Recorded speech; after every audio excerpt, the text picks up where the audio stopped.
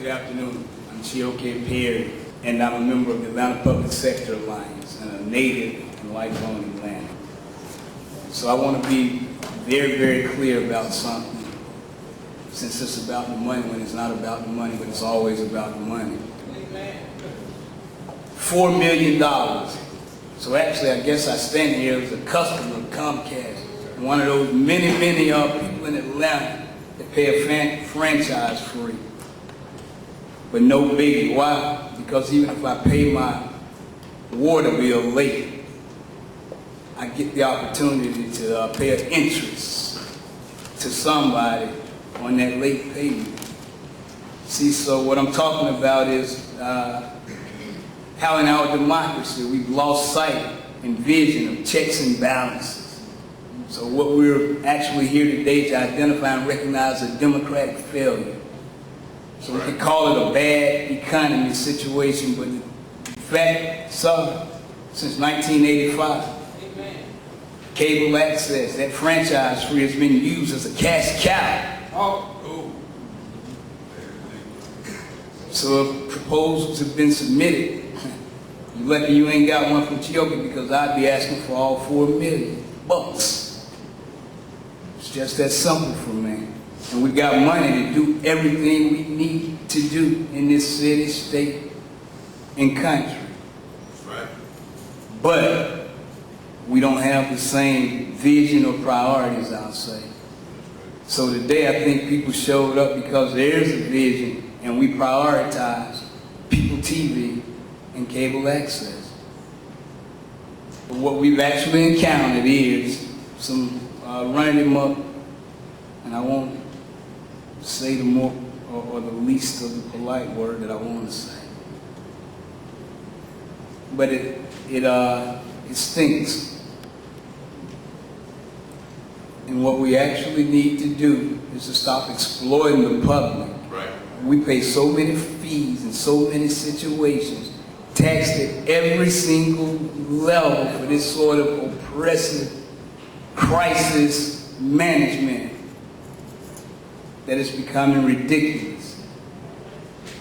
So if People TV is not getting the $4 million for providing the service on cable access, well, I'm certain some of the money is going to somewhere like Oracle, many other consultants, the people that mismanage the pension fund here for city employees. See, there's some stuff that we could do different, but at the end of the day, it's the money that I go and sweat for. Why? Because I'm not talking about a quality of life issue, because that's so material. It's tied to so much materialism. But I'm talking about a standard of life. So for me and my household, People TV enhances my standard of life. And for my little ones, well, they love the Cartoon Network. But for those people that's occupying that plaza area over there, many of the ones who used to occupy where a traffic court used to be in that back parking lot behind Trinity United Methodist Church. We've got a way in this city of not really addressing what we need to address, and we sit around in intellectual masturbating situations to continue to abuse the public that funds this sort of shenanigans. So again, $4 million, probably since 1985, and we can't move monies around to Miss Engle's or whoever the responsible parties are. And I'm shocked, and I call it a huge democratic failure. If we're standing here and there aren't board members in place in a democracy, watch how we ruin what allegedly is the greatest democracy on earth, man. Thank you. Number one, when we talk about the franchise fees, today we don't have with us. We don't have the itemized list of that, but I want you to know that when we talk about the franchise fees, the verbiage that goes with that, it's right of way. So part of that money goes back into the restoration of the city's right of way. When they're tearing up the streets or the sidewalks, some of them, Brother Muhammad, not everything, but when they're tearing them up, they have to give the city money for restoration. on those. But we don't have that itemized list, but I just want you to know that it's not just $4 million just being thrown away and the city's not doing anything with it. That is a part of that. So, but we will get that answer in detail for this group. Thank you. And thank all the people from the mayor's office. I was sitting in the back. First of all, my name is Robert Williams, and I'm a Vietnam vet.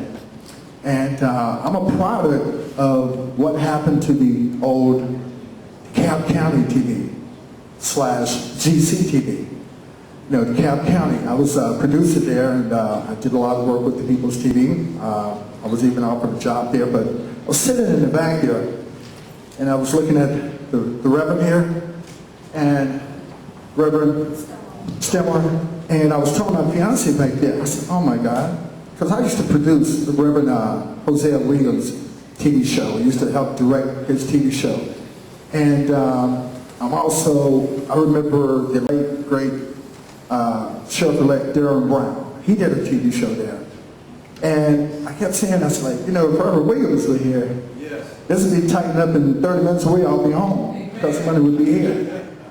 And him and Allie Pat would get there. And the reason why I brought that up is because we had a show, we had an episode, and his friend Allie Pat, and they would just crack up on TV. Somebody was watching from BET, and they sent me a letter and wanted to know if we could come to Washington to do the show there, or if we could do that. We said, no, we're going to stay here in Atlanta. You know, they can come to us. So, but I know we were talking about funding, and but what I did ask them, I said, well, would you guys be interested in funding our show? And that's when they took it. You know, to me, I think one of the problems is the lack of knowledge. I work in the television ministry, and let me go back to myself personally. I was homeless at the time when I learned about public access television. And I was going through a terrible time in my life, and I know how the Lord had told me what, I've always had a camera in my hand, and I had knowledge. But anyway, through the access of People's TV and through DCTV, which is no more, I have shaken Colin Powell. I was a freelance contractor. I've met Colin Powell. I've shaken hands with 3 presidents. I have worked at Georgia Public Television, CBS, the Georgia Bulldog game. I don't know how many people here remember or know the story of how Barney, the little character, started. Barney was started by a teacher in Texas for an alternative for children's television. She had an idea. She went into this little studio, a public access place in there, and it trickled. She got the funding. And I don't know how many people know this, but we actually paid for Barney to be on TV. You know, it comes out of our tax dollars, you know, through some kind of way. I don't know about it. But what I'm saying is that if we're looking at a funding problem, a lot of people don't know that there is an opportunity for them. And if they did know, I'm pretty sure, like the man said, you know, we could support it, what you said, you know, it could support itself, but also the fact that anytime you have a product, you got to bring it with the quality. And a lot of times when I go out for sponsorships and stuff, the first thing they want to know is like, what kind of numbers you're working with? How many viewers? You know, what's the viewership number? And it was very hard for me to get that because it was so split. DCTV versus People TV, and on certain days it was shown over here, and and it was just too much for them. And they didn't know where to put their advertising money or sponsorship money into.